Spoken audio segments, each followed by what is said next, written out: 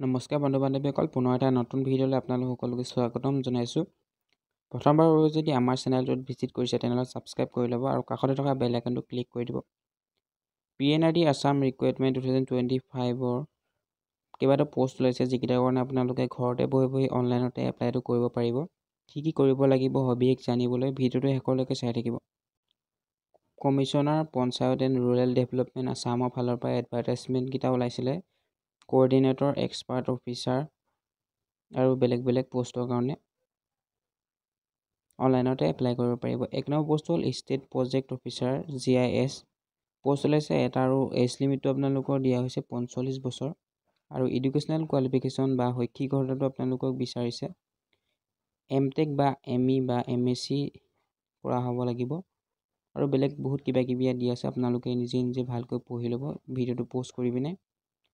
আৰু 2 নম্বৰ পোষ্টটো হ'ল state project officer livelihood post ওলাইছে এটা, আৰু এজ লিমিটটো আপোনালোকৰ 45 বছৰ দিয়া হৈছে বয়সৰ সময়সীমা আৰু এডুকেশ্যনেল কোৱালিফিকেশ্যন বা শৈক্ষিক অৰ্হতাটো আপোনালোকৰ এইটো পদৰ কাৰণে দিয়া হৈছে মাষ্টাৰ ইন এগ্ৰিকালচাৰ ইকনমিক্স বা হৰ্টিকালচাৰ বা এগ্ৰ' ফৰেষ্ট্ৰি বা এগ্ৰ'নমি ফৰেষ্ট্ৰি।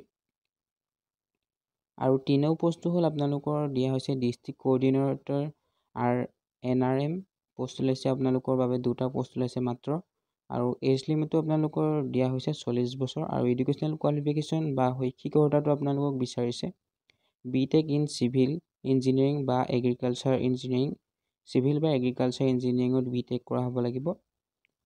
আৰু 4 নম্বৰ পদটো হ'ল ডিষ্ট্ৰিক্ট GIS এক্সপাৰ্ট পোষ্ট ওলাইছে 3টা আৰু এজ লিমিটটো আপোনালোকৰ দিয়া হৈছে 40 বছৰ। আটাইকেইটা পদৰ কাৰণে বয়সৰ সময়সীমাটো একেই আছে 40 বছৰ।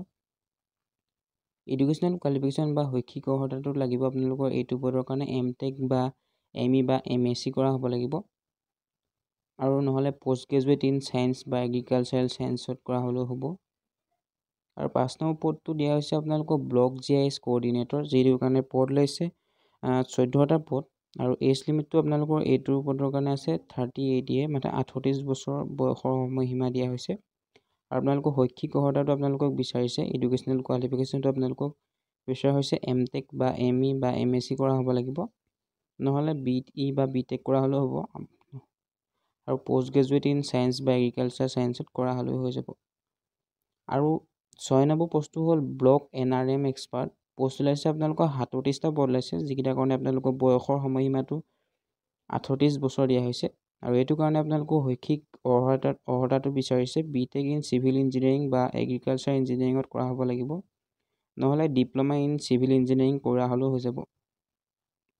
আৰু 7 নম্বৰ পদটো হ'ল block livelihood expert agriculture and allied post ওলাইছে আপোনালোকৰ 37টা পোষ্ট আৰু এজ লিমিটটো আপোনালোকৰ দিয়া হৈছে 38 বছৰ আৰু এডুকেশ্যনেল কোৱালিফিকেশ্যনটো হ'ব লাগিব মাষ্টাৰ ইন এগ্ৰিকালচাৰ ইকনমিক্স বা হৰ্টিকালচাৰত কৰা হ'ব লাগিব, নহ'লে এগ্ৰ' ফৰেষ্ট্ৰি বা এগ্ৰ'নমি বা ফৰেষ্ট্ৰিত কৰা হ'ব লাগিব। এইটো PNRD আছাম ৰিক্ৰুইটমেণ্ট, এইটো পদৰ কাৰণে আপোনালোকে কেনেকৈ এপ্লাই কৰিব লাগিব সেইটো দিয়া আছে। PNRD ৰিক্ৰুইটমেণ্ট পৰ্টেলত গৈ পিনে আপোনালোকে অনলাইনটো কৰিব পাৰিব, নহ'লে মোৰ ভিডিঅ'টোত থকা ডেছক্ৰিপশ্যনত যাওক আৰু তাত থকা লিংকটোত ক্লিক কৰি আপোনালোকে এই ৱেবছাইটটোত গৈ পিনে অনলাইনটো কৰি ল'ব পাৰিব।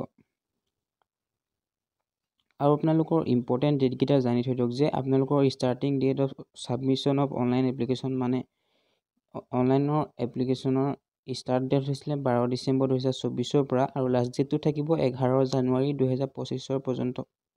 তাৰ আগতে অনলাইনটো কৰি ল'ব। ভিডিঅ'টো ইমানেই আছিলে। ভিডিঅ'টো চাই যদি ইনফৰ্মেটিভ লাগিলে তেনেহ'লে লাইক আৰু ছাবস্ক্ৰাইব কৰি থৈ যাব। ধন্যবাদ। জয় অসম।